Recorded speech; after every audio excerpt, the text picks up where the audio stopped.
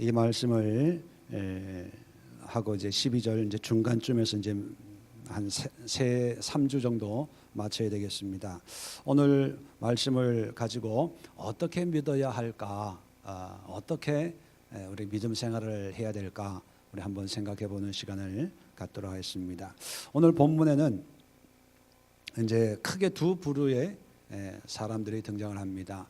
예수님과 또 예수님을 환영하는 무리들, 물론 또 바리새인들도 나오지만 오늘은 이 두 무리들을 보면서 참 믿음 생활이라고 하는 것을 우리가 어떻게 해내야 될 것인가 한번 살펴보도록 하겠습니다.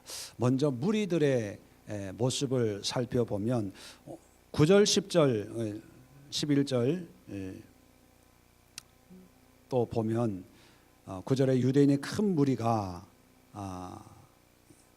이제 예수께서 거기 계신 줄 알고 모여들기 시작합니다.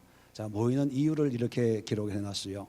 이는 이제 이유입니다. 예수만 보기 위함이 아니요 죽은 자 가운데서 살리신 나사로도 보려 함이로라. 자, 예수만 보기 위함이 아니고 소문에 들렸던 나사로도 보려고 온 거예요. 그러니까 예수님과는 관심이 없고 정말 죽었던 나사로가 살아났나, 이게 호기심 때문에 온 거죠. 자, 11절에도 보면 그 결과가 나사로 때문에 많은 유대인이 가서 예수를 믿음이러라. 자, 믿긴 믿는데 누구 때문에 믿는다고요? 나사로 때문에 믿어요. 왜 나사로 때문에 믿는다고 얘기를 할까요? 기적이 일어났으니까 나사로한테. 그러면 나도 죽었다가도 살아날 수 있고 병들었다가도 고침받을 수 있고 예수님만 믿으면 나사로처럼 문제가 해결되겠구나, 이런 생각을 한다는 거죠. 자, 그래서 예수님을 열심히 쫓아다닙니다. 동해 가면 동으로 가고 서로 가면 서로 가고. 지금 예루살렘에 예수님 오시니까 그 사람들이 또 베다니는 예루살렘하고 아주 경계선에 있는 아주 가까운 동네니까 예수님이 오신다는 얘기를 듣고 벌떼처럼 몰려들었겠죠. 자, 이런 사람들의 신앙의 모습은 건강할까요? 아니면 건강하지 못한 신앙일까요? 네, 이제 뭐 자연스럽게 나오시네요. 일반적으로 보면 표적을 보고 예수님을 믿는다, 이건 뭐 우리도 많이 하잖아요. 간증 듣고 그럼 나 한번 믿어볼까? 누가 기도받고 나왔대, 누가 안수받고 나왔대, 그러면 나도 한번 안수 받아볼까? 기도 받으러 갈까? 그런 생각 하잖아요. 그래서 어떤 뭐 응답이랄까, 그런 걸 받으면 예수 믿었다면 하나님이 이렇게 축복해 주셨다, 이렇게 했다 뭐 이런 얘기를 하죠. 그런데 여러분도 아시다시피 이제 우리 분별이 됩니다. 예수만을 믿는 신앙이 되어야 되고, 예수만을 보는 신앙이 되고, 예수님 때문에 신앙이 되어야 되는 거예요. 그게 안 되면 어떤 문제들이 생기냐면, 이제 12절에 명절에 예수께서 예루살렘에 오신다 하는 걸 듣고 13절에 종려 가지를 가지고 맞으러 나가 외치되 호산나 찬송하려다 주의 이름으로 오시는 이 곧 이스라엘의 왕이요. 이게 예수님이 우리의 왕이다, 메시아다 하면서 막 환영을 해요. 자, 예수님 소문을 듣고 모인 사람들이에요. 어떻게 보면 예수님을 믿고 따른다고 하는, 우리 9절에도 나와 있고 11절에도 나와 있는 이런 사람들이 모인 거죠. 그런데 나중에 우리는 결론을 압니다. 예수님이 사로잡혀서 빌라도가 바라바를 놔줄까 예수를 놔줄까 했다면 사람들이 어떻게 뭘 요구합니까? 예수를 죽이고 바라바를 풀어주세요 했다는 거예요. 왜 그랬을까? 아니, 예수를 믿는다고 다윗의 자손 예수여 이스라엘의 왕이여 호산나라고 하는 것은 우리를 구원하소서, 그런 뜻이거든요. 나라고는 지금 호세야, 예수, 여호수아, 이건 다 똑같은 말입니다. 구원이라는 뜻이에요. 히브리 말로. 호산나라고 하는 지금 우리를 구원해 주세요 그런 뜻입니다. 그러면 지금 예수가 메시아라고 하는 것을 고백하는 거거든요. 그런데 며칠 못 가가지고 예수를 죽이고 바라바를 석방하십시오. 특별 가석방을 하는데 보통 같은 이런 믿음이 있으면 예수님을 풀어주세요 해야 될 거 아니에요. 그런데 예수가 아니고 뚜껑을 열고 보니까 바라바에 왜 사람들은 그렇게 요구했을까요? 뭐가 예수님을 믿고 따르다 보니까 예수님에게는 뭐가 없다? 표적이 없는 거예요. 표적이.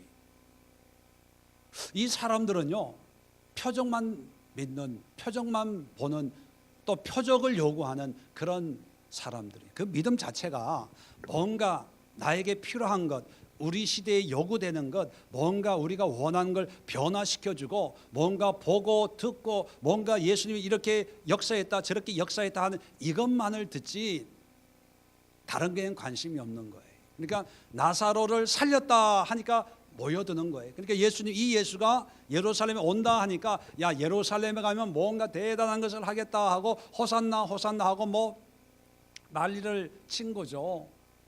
그런데 일주일 동안 한 게 아무것도 없어요. 오히려 제자들하고 만찬을 하고 제자들과 함께 겟세마네 동산에서 기도만 하고 그리고 뭔가 해야 되는데 붙잡혀서 죄인이 돼버린 거예요. 더 나아가서 총독 앞에 이제 사형언도를 받고 있는 그런 실정이 돼버린 거예요. 그러니까 표적이 안 일어나니까 뭔가 보여지는 증거가 안 일어나니까 에이 예수는 아닌 것 같아. 차라리 바라바를 풀어줘라. 그러면 아마 저 바라바는 뭔가 또 독립운동을 할 사람이니까 뭔가 나라에 우리한테 유익이 될 거다. 그래서 예수님이 죽인 거예요. 돌아가신 거죠. 이걸 보면 정말 우리가 믿음 생활을 하는데 무엇을 믿고 어떻게 신앙생활을 해야 될까 우리가 알 수가 있습니다. 어떤 분은 그런 상담을 합니다. 목사님, 기도해도 응답이 없어요. 자, 그 응답이라고 하는 그 뭘 추구하는지 보면 응답이라는 게 어떤 삶의 변화, 자기가 원하는 게 해결이 안 된다는 거죠. 여러분, 믿음이란 응답, 성경적으로 표현하면 표적, 이것이 매일매일 있으면 얼마나 좋을까요?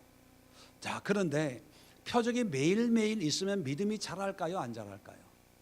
절대로 안 자라요. 절대로. 예수님이 처음에 사역을 할 때 표적을 많이 행했어요. 그럴 때면 그 표적을 보고 수많은 사람들이 따라다녀요. 근데 그 사람들이 따라다니는 목적이 뭐냐면 또 표적을 보기 원함이거든요.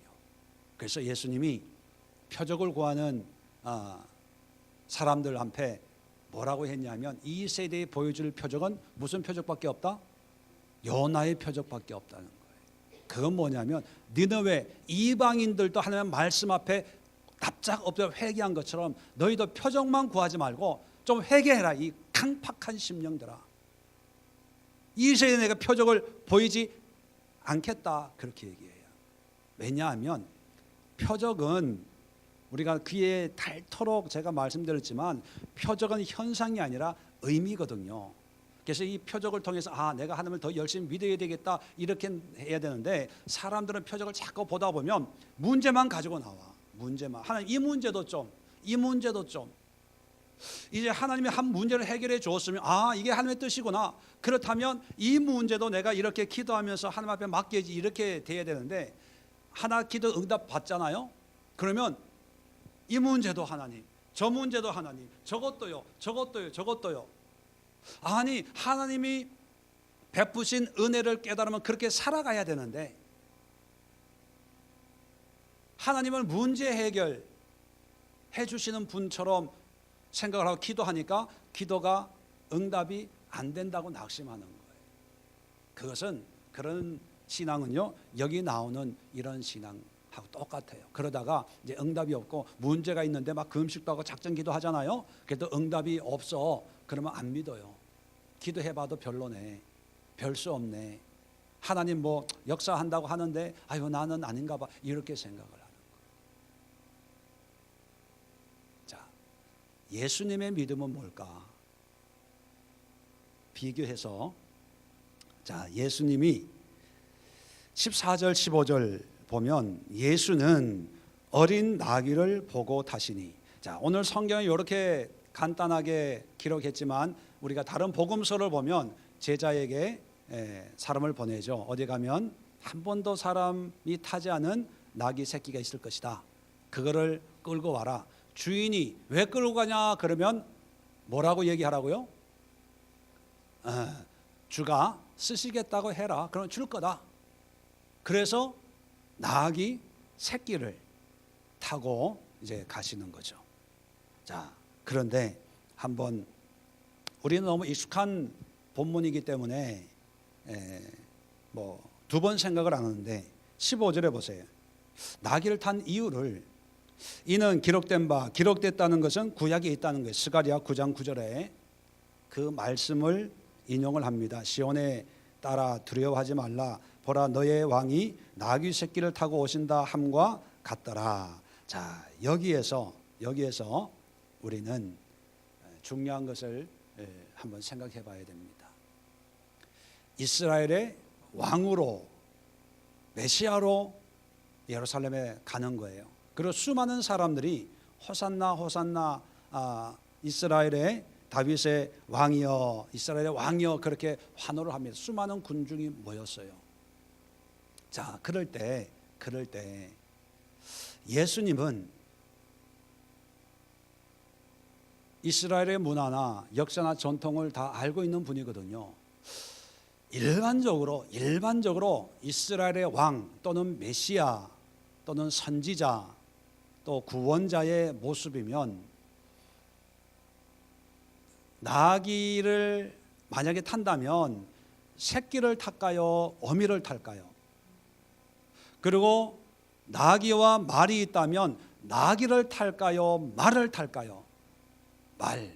그죠? 이게 상식이에요. 왜 말을 타냐면 말이라고 하는 것은 당시의 군사력을 상징하는 거예요. 왜? 기병. 네. 그리고 개선 장군이나 이런 로마 시대의 그 영화도 보고 하지만 백마를 타고 쫙 그게 어떤 권위를 상징하는 거거든요. 지금 예수님이 이스라엘의 왕으로 구원자로 간다는 것을 사람들이 알고 종려나무 가지를 들고 흔들어요. 이 종려나무도 이스라엘은 그렇게 이게 푸른 빛깔의 나무가 그렇게 없어요. 그런데 이 오아시스 근처에 있는 게 야자수 같은 종려나무거든요. 이 파란 축축 늘어지는. 그래서 이 종려나무 파란 가지의 의미가 뭐냐면 풍요와 승리를 상징하는 거예요. 예. 종려의 성읍하면 거기에 물이 있기 때문에 뭔가 풍요로운 곳이다. 그리고 전쟁에서 돌아올 때 종려나무 가지를 흔들고 오면 승리했다 이런 의미거든요.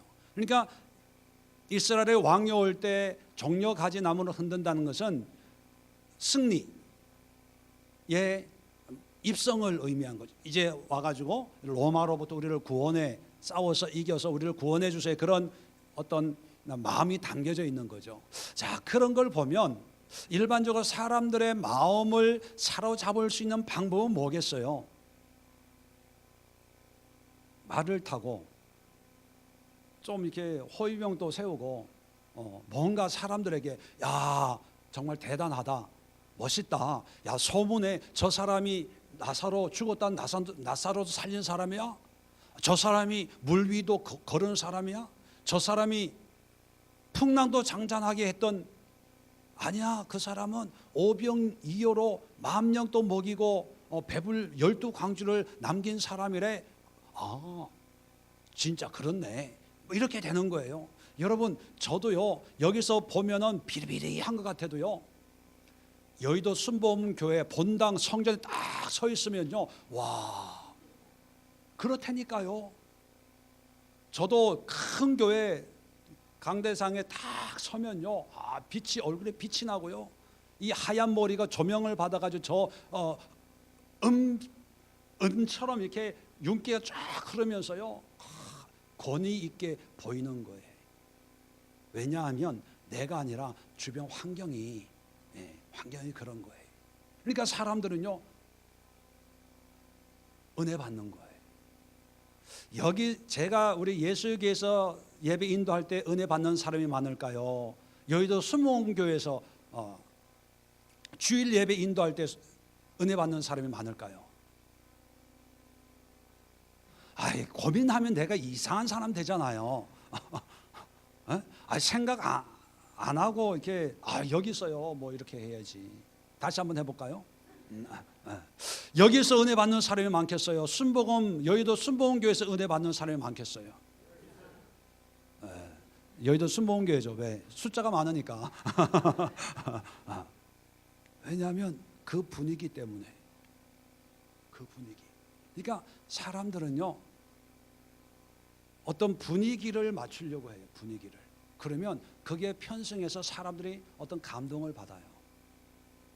큰 교회 목사님도 마찬가지입니다. 뭐 성전을 크게 짓고 성가대 쫙 하고 뭐 오케스트라 하고 그 분위기가 탁 설교하면요, 쫙 이게 어떤 분위기 압도돼 가지고 그리고 카톨릭 교회도 스테인드 글라스 막 은은하고 뭐 이게 좀 멋있게 하는 이유가 뭐냐면 거기에 들어가면 그냥 은혜가 있든 없든 간에 경건해지는 거예요.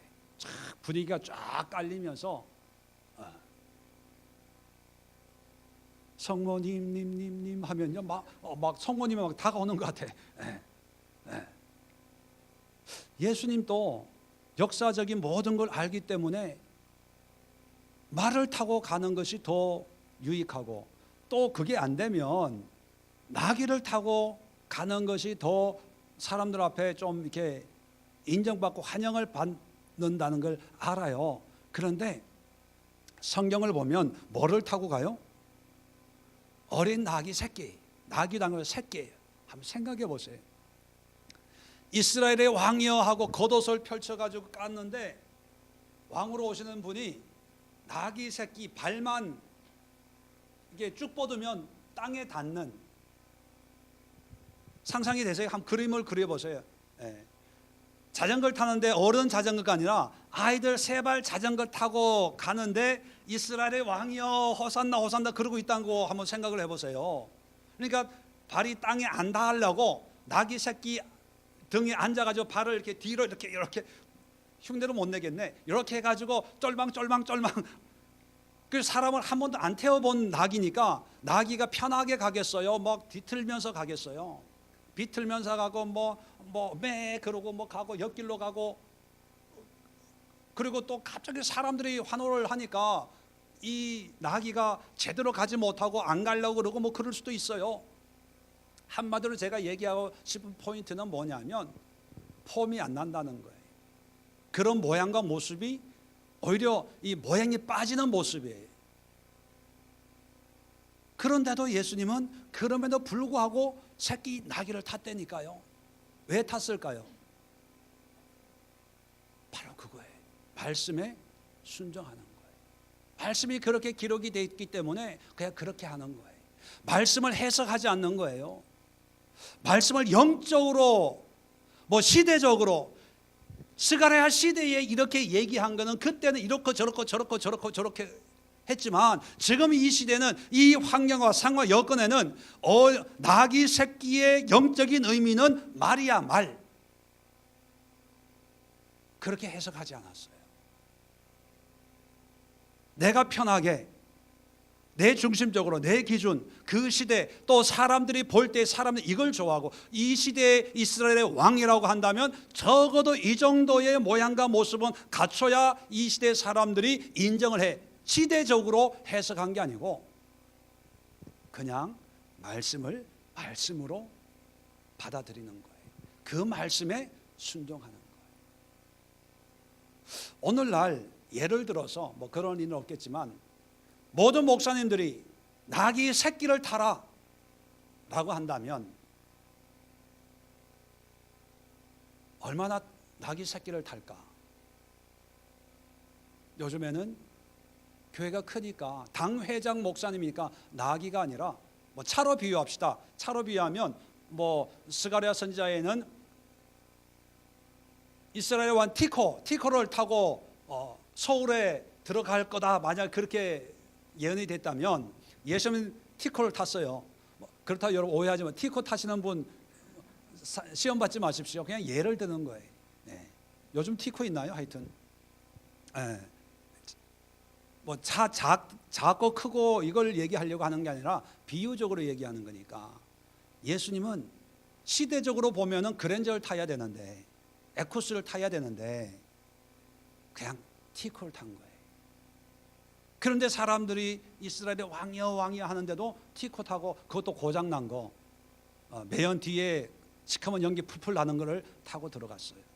자, 이 시대의 목회자들에게 예수님처럼 나귀를 타라 그런다면 아마 많은 목사님들이 이건 그 시대 2000년 전에 그때 상황과 여건 뭐 하면서 우리 시대의 티코는 아마 그랜저급일 거야.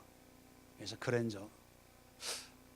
우리 당회자 목사님은 목회 뭐 10,000명, 20,000명 뭐 이렇게 TV 부흥 강사고 하니까 뭐 에쿠스 뭐 이렇게 외제차, 벤츠 뭐 이렇게 할 거예요. 자, 그걸 우리는 아무 문제 없는 것처럼 뭐 그런가 보다 이렇게 생각을 합니다. 근데 예수님이 다시 이 시대에 오셨다면 이 말씀을 어떻게 실천할까요? 티코를 탈까요? 에쿠스를 탈까요? 예수님은 티코 태우고 담임 목사님은 에쿠스 태우고 산타페 태우고 자, 어떻게 믿을 것인가를 얘기하려고 하는 거예요. 여러분, 우리는 나에게 도움이 되고 필요한 거에는 열심을 내요. 왜 표적을 쫓아다닙니까? 나에게도 그 표적이 필요하거든요. 그런데 내가 필요치 않다고 하는 것은 철저하게 외면해요. 그리고 그걸 바꾸려고 그래요. 새끼 나귀를 타는 것이 하나님의 말씀이어서 예수님이 나귀를 끌고 오라고 했을 때 뭐 성경에 안 나오지만 어떤 제자들은 예수님, 이렇게 사람이 많은데 모양 빠지게 무슨 나귀 새끼입니까? 나귀를 타시죠 했을 수도 있다는 거예요. 그런데도 예수님은 끝까지 하나님의 말씀에 그대로 순종하는 거예요.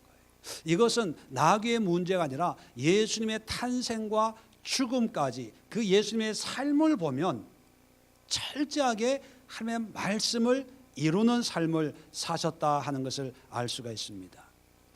마태복음 1장 22절에 뭐 자세한 내용은 뭐 집에 가서 한번 살펴보시고, 이 모든 일이 된 것은 주께서 선지라 하신 말씀을 이루려 하심이라. 말씀을 이루려 하심이라. 마태복음 2장 15절에 그 예수님이 애굽으로 피난을 갔을 때도 왜 하필 많고 많은 나라 중에 애굽일까? 성경을 보니까 헤롯이 죽기까지 거기 있었으니 이는 주께서 선지자를 통하여 말씀하신 바 애굽으로부터 내 아들을 불렀다 함을 이루려 함이라. 피난 갈 때 저기 다른 나라로 갈 수가, 블레셋 땅으로도 더 가깝잖아요. 도망갈 수도 있는데 굳이 애굽으로 간 거는 말씀을 이루기 위해서, 순종 말씀 그대로. 환경적으로는 가까운 데 있다가 다시 컴백할 수도 있지만 굳이 애굽으로 간 거예요. 마태복음 4장 14절에도 이는 선지자 이사야를 통하여 하신 말씀을 이루려 하심이라. 또 마태복음 8장 17절 많은 질병을 치료하는 것도 이는 선지자 이사야를 통하여 하신 말씀에 우리의 연약함을 친히 담당하시고 병을 짊어지셨도다 함을 이루려 하심이라. 마태복음 13장 35절에도 비유를 가지고 설명한 것도 선지자를 통하여 말씀하신 바 내가 입을 열어 비유로 말하고 창세부터 감추인 것들을 드러내리라 함을 이루려 하심이라.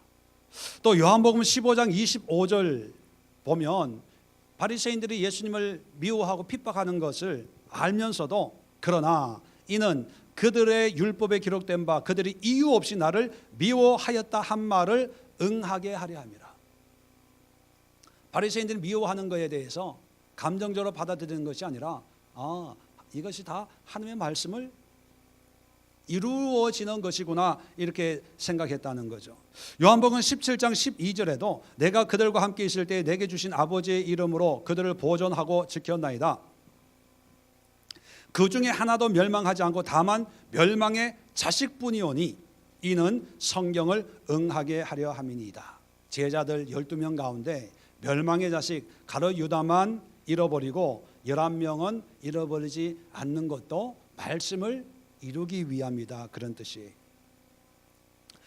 십자가상에서 목마르다라고 했잖아요. 그것도 요한복음 19장 28절에 보면 그 후에 예수께서 모든 일이 이미 이루어진 줄 아시고 성경을 응하게 하려 하사 이르시되 내가 목마르다. 여러분, 목이 말라서 목마른 것도 있겠지만 예수님이 의도한 것은요, 뭐를 이루기 위해서? 성경. 십자가에 달려서 온 이 액체가 밑으로 다 빠지는데도 마지막까지 했던 게 말씀을 이루기 위해서. 시편에 있거든, 우슬초로 그 말씀을. 그러니까 예수님의 태어남과 죽음까지 모든 것을 인도하시는 것이 뭐냐? 말씀이에요. 마지막으로 요한복음 19장 30절에 예수께서 신포도주를 받아 마신 후에 이르시되 다 이루었다. 마지막 말씀에 다 이루었다. 그렇죠? 뭘 이루었다는 얘기일까요? 말씀을 이루었다는 거예요. 자, 그런데 우리는 예수님의 말씀을 이루는 모습을 봤잖아요. 그 말씀을 이루는 것은 말씀을 상징적으로, 의미적으로, 시대적으로 뭐 이렇게 저렇게 해가지고 나한테 필요한 것은 받아들이고 나한테 필요 없는 것은 피하고 외면하고 또 영적으로 해석하고, 선지자 시대는 이렇게 얘기했지만 지금 이 로마 시대는 뭐 이렇게 저렇게. 그렇게 했어요, 안 했어요? 안 했어요. 그러면 어떻게 하셨나요? 무조건 순종하는 거예요. 무조건. 나한테 도움이 되고 안 되고를 떠나서, 바리새인들이 미워할 때, 예수님을 죽이려고 할 때 얼마나 힘들었겠어요. 그런데 그것을 인간적인 방법으로 해결하려고 하지 않고 그들의 핍박을 다 받아들이는 거예요. 왜요? 말씀을 이루기 위해서. 나귀를 탄 것도 마찬가지입니다. 요한복음 6장 38절에 우리가 옛날에 공부했지만 예수님이 이런 말씀을 합니다. 내가 하늘에서 내려온 것은 내 뜻을 행하려 함이 아니요 나를 보내신 이의 뜻을 행하려 함이라. 예수님의 목적은 자기의 어떤 계획, 인생, 뭐를 이루기 위함이 아니라 하나님의 뜻을 이루기 위함, 하나님의 말씀을 이루기 위함인 거죠. 그런데 이러한 예수님의 모습과 여기에 모여있는 사람들의 모습을 비유하면 같아요, 틀려요? 하나님을 얘기하고 여호와를 얘기하고 율법을 지키고 여기 모인 사람들 중에 바리새인들도 있었고 사두개인들도 있었고 믿음 좋다고 하는 사람들 다 모여 있을 거 아닙니까? 그런데 예수님의 모습과는 다른 신앙이에요. 그 결과 자기가 원하는 것이 이루어지지 않으면 예수님을 다 버렸던 사람들인 거죠. 오늘날도 저는 그런 두려운 생각을 합니다.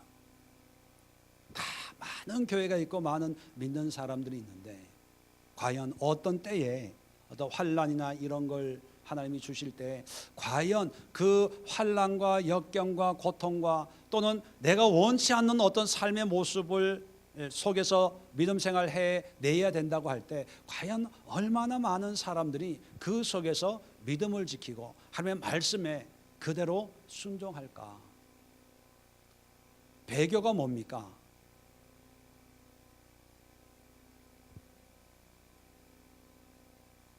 배교가요, 문자적인 의미는 반대로 가는 거예요. 배신, 등을 돌리는 거예요. 근데 성경적인 배교는 등을 돌리는 것도 있지만 바꾸는 거예요. 말씀을 바꾸는 게 배교예요. 그런데 오늘날 보면 이 말씀을 얼마나 많이 바꾸는지 몰라요. 신앙생활하면서. 말씀을 바꾸는 목표가 뭐냐면 사람 중심, 성도들 듣기 좋고 위로가 되고 뭐하고 또 설교하는 목회자도 목회자의 어떤 숨겨진 야망, 숨겨진 꿈, 숨겨진 비전을 이루기 위해서 말씀과는 전혀 상관없이 살짝 바꿔요. 그런데 사람들은 모르지만 하나님은 그것을 배교라고 하죠. 이단들이 책망을 받는 게 뭐냐면 성경을 100% 바꿔서 이단이 되는 게 아니죠. 살짝 바꿔서 이단이 되는 거예요. 이단들은 우리는 분명히 이단이라고 얘기를 합니다. 그런데 교회 안에서는 이단 짓을 하고 있는데도 이단인 줄 몰라요. 왜? 같이 혼합되어 있으니까. 그러다 보니까 하나님의 때에 하나님이 보실 때 정말 이게 위험한 거예요. 정말 두려운 거죠. 여러분, 말씀을 정리하고 마치려고 합니다. 어떻게 여러분 믿으십니까? 성경을 보고 설교를 듣고 성경 공부를 해요. 그런데 그 모든 신앙의 훈련의 목표는 내가 좋든 안 좋든 내 생각을 내려놓고 하나님의 뜻에 순종하는 거예요. 하나님의 말씀대로 사는 거예요. 그게 쉬울까요? 안 쉬울까요? 쉬워요? 어려워요? 네. 이금실 집회는 쉬워요? 어려워요? 어려운데 어떻게 어려워요? 아주 어려워요. 죽을 것 같이 어려워요. 왜?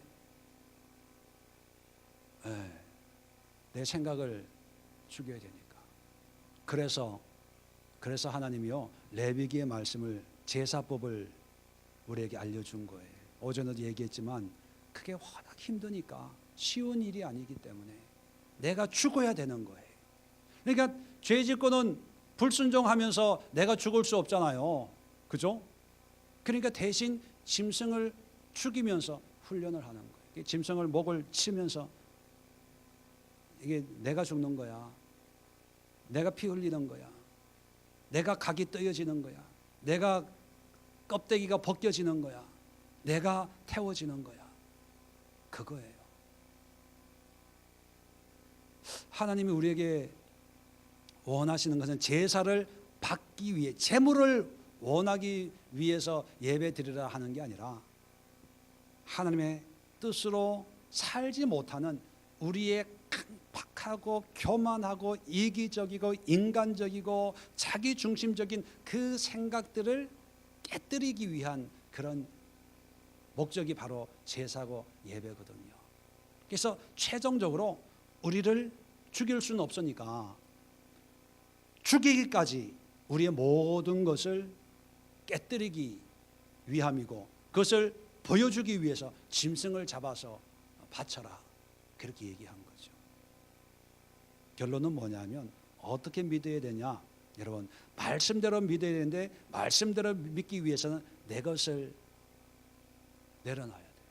내 것을. 그게 결론이에요. 예수님은 우리의 믿음의 가장 완벽한 롤 모델 아닙니까? 내 뜻대로 마옵시고 아버지의 뜻대로 하옵소서 하시면서 예수님이 친히 어린 양 되신 거예요. 십자가에 달려서 창에 찔려서 물과 피를 쏟고 완전히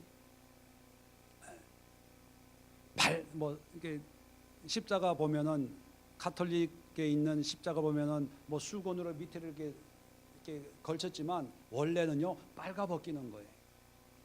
도살장에 끌려가는 털 깎는 자 앞에서의 어린 양같이 구약의 말씀을 그대로 이루는 거. 다 빨가 벗겨가지고 창에 찔려서 한낮 동안 십자가 위에 달려 명패에는 유대의 왕, 얼마나 부끄럽고 초라한 그런 모습입니까? 그런데도 하나님의 뜻을 이루기 위해서 순종하는 거예요. 복종하는 말씀 그대로 영적인 어린 양 이렇게 얘기하지 않고 진짜 내가 어린 양이 되는 거예요. 이게 믿음이에요. 오늘날 우리가 너무 말씀을 자꾸 해석하려고 그래요. 어떤 때는 이 하나님의 의도를 이해하기 위해서 해석하는 건 좋은데 뭘 위한 해석이냐면 내 방법으로 이 말씀을 바꾸기 위한 해석을 자꾸 하면서 이 말씀은 영적인 말씀, 이 말씀은 우리의 마음을 중심을 보는 말씀. 이것은 뭐 시대적으로 이렇고 저렇고 예수님이 다 이루셨고 결국 남는 건 뭐냐면 이 모습 이대로 받아주세요, 그거예요. 결국은 나는 아무것도 안 할 테니까 하나님이 하나님의 때에 이루어 주시고 역사해 주시고 나는 그저 교회만 열심히 내 직분 이것만 열심히 감당하겠으니 하나님의 때에 하나님의 방법으로 하나님 다 알아서 해주세요. 믿습니다. 그거예요. 그 자체가 뭐냐면 이기적인. 여러분, 신앙은 결코 이기적인 신앙이 아니라 하나님 중심, 성경이 하라면 하는 거예요. 그대로 해보는 거예요. 그걸 할 때 하나님이 또 말씀하시고 또 그걸 또 할 때 말씀하시고 이게 자꾸 점이 이어져야 점 하나로는 아무 의미가 없어요. 점이 최소한 2개가 돼야 선이 되거든요. 그리고 이 점이 최소한 3개가 돼야 면이 돼요. 3차원이 된다는 얘기죠. 이 점이 4개가 돼야 적어도 4차원이 만들어지는 거예요. 우리가 하나님의 말씀에 하나하나 순종할 때 그것이 이어질 때 그것이 하나님의 영적인 은혜의 세계가 열려지는데 순종하지 않아. 내가 하고 싶은 것만 해. 말씀대로 살지 않아요. 목사님, 말씀대로 사는 사람이 있습니까? 아주 이렇게 얘기해요. 요즘에 말씀대로 살기 그렇게 쉽지가 않아요. 그렇게 얘기해요. 쉽지가 않아요. 그래도 포기해서는 안 된다는 거예요. 어느 시대든지 말씀은 순종하기 쉬운 적이 없었어요. 아브라함 시대에 우리는 그냥 아브라함의 이야기를 듣지만 아브라함이 순종하기가 쉬웠을까요? 어려웠을까요? 그 시대 더 어려웠으면 어렵지 쉽지 않았다고 저는 생각해요. 그래도 요즘 시대에 신앙생활하기 쉬워요. 가는 데마다 십자가 있고 인터넷 보고 오늘 또 왔다 그러더라고요. 요즘처럼 신앙생활하기 쉬운 적이 없는데 어렵다고 한다면 하나님의 말씀대로 살기가 한 번도 쉬웠던 적은 없어요. 더 어려우면 어렵지. 노아가 힘들었겠어요? 우리가 힘들었겠어요? 말해서 뭐 하겠어요? 그죠? 여러분, 어렵다 하지 마세요. 그냥 하나씩 순종하는 거예요. 내 체면이 좀 깎여도 성경에 나아기 새끼를 타라. 그러면 남들이 조롱하고 비웃고 뭐 해도 보던 사람이 있고 내 체면에 내 얼굴에 이 나이에 내가 이렇게 해야 돼 라고 하는 마음이 있어도요 그냥 순종하는 거예요. 순종하는 거예요. 그게 믿음이에요. 여러분, 이번 한 주간 오늘 말씀이든 주일 말씀이든 아니면 뭐 레위기를 읽으면서 도전받는 말씀이든 그 말씀이 마음에 와 닿으면 앞뒤 보지 말고 해석하려고 하지 말고 그 말씀에 순종해 보세요. 그리고 기도하세요. 하나님, 이 말씀에 순종했습니다. 내 뜻은 이랬지만 하나님의 뜻에 맡겨드렸습니다. 하나님 영광 받아주시고 또 하나님이 기뻐하시는 그런 말씀에 순종하는 삶이 되도록 인도해 주세요. 기도하시고 그 다음날 또 순종해 보세요.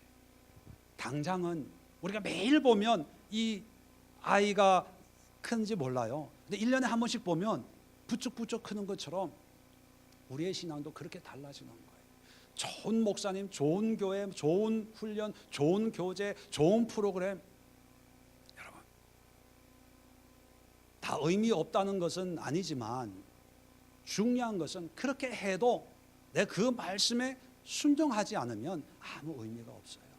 작은 거에 예수님 그러잖아요. 소자에게 물 한 잔 대접한 것도 하나님이 기억하셔요. 말씀에 순종한 걸 왜 기억 안 하시겠습니까? 표정만 보지 마시고 응답 받았냐 안 받았냐 이런 거 외적으로 드러나는 거에 집착하지 마시고 그저 사람들이 알든 몰라주든 상관하지 말고 말씀에 오늘 이 시간 여러분들에게 오전 예배, 오후 예배를 통해서 주신 하나님의 감동이 있을 거예요. 그 감동에 이번 한 주 순종하는 한 주간만 한번 만들어 보십시오. 그게 손해가 될지 아니면 덕이 될지 모르지만 손해가 돼도 순종해서 손해 난 거기 때문에 하나님 앞에 감사한 거예요. 그런 삶을 사는 것이 그게 바로 예수님의 삶이거든요. 예수님이 십자가를 향해 갔지만 우리는 우리의 삶을 향해서 또 가야 되는 것이 우리에게 주신 사명인 것처럼 그러한 삶을 살 때 때가 되면 하나님이 불러주시고 때가 되면 위로하시고 때가 되면 하나님이 역사하셔서 하나님의 뜻을 이 땅에 펼쳐나가는 그런 삶의 주인공들 될 줄로 믿습니다. 기도합니다. 좋으신 하나님,